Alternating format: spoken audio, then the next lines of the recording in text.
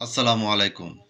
সত্যের কণ্ঠ 24.com পেজের পক্ষ থেকে স্বাগত জানিয়ে শুরু করছি রংপুর থেকে প্রকাশিত আজকের কিছু সংখ্যক দৈনিক পত্রিকার সংবাদ শিরোনাম। প্রথমে হাতে রয়েছে দৈনিক আমাদের প্রতিদিন। বিলীন প্রায় নদীতে শতকোটির সেচ প্রকল্প। রংপুর প্রেস ক্লাব 29 লাখ টাকা আত্মসাতের ঘটনা ফাঁস। ঘটনা ধামাচাপা দিতে মরিয়া বহিষ্কৃত সদস্যরা। দৈনিক আমাদের প্রতিদিন। দৈনিক আখিরার সংবাদ শিরোনামে রয়েছে পরিবার পরিকল্পনার কাজে গতি কম, জন্ম নিয়ন্ত্রণ পদ্ধতি ব্যবহারে অনীহা।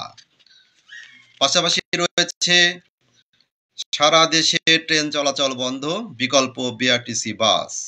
দীর্ঘস্থায়ী সংস্কার নিশ্চিতে মানবাধিকার কাউন্সিলে প্রস্তাব তুলে ধরা উচিত HRW।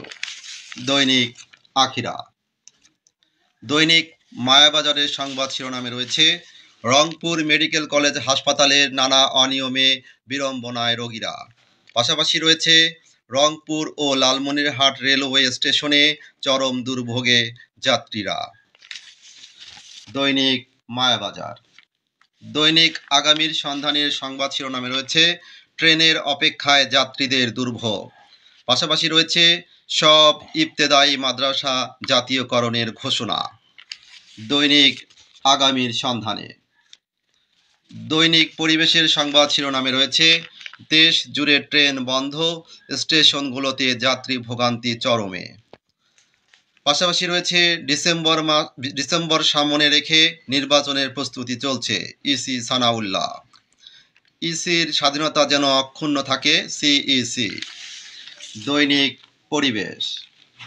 দৈনিক বায়ান্নর আলোর সংবাদ শিরোনামে রয়েছে এজাহারে কি আছে জানেন না বাদী, রংপুরে 19 সাংবাদিকের নামে মামলা।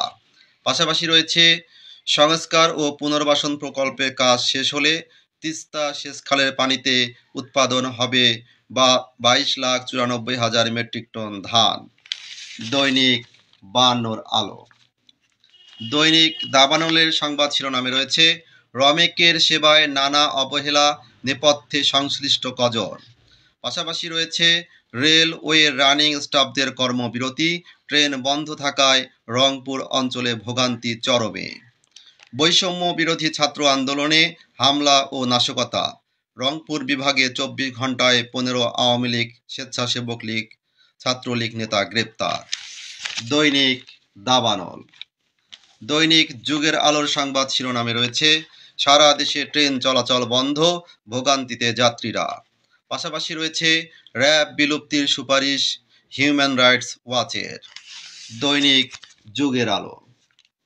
দৈনিক সকালের বাণীর সংবাদ শিরোনামে রয়েছে রেলওয়ের পশ্চিমাঞ্চলে ছাড়েনি 175 ট্রেন, ভোগান্তিতে যাত্রীরা।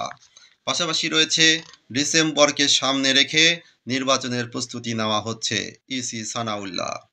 বিএনপির ভারপ্রাপ্ত চেয়ারম্যান তারেক রহমান, জনগণের বিরুদ্ধে কাজ করলে পরিণতি কি হয় তা আমরা 5 আগস্ট দেখেছি।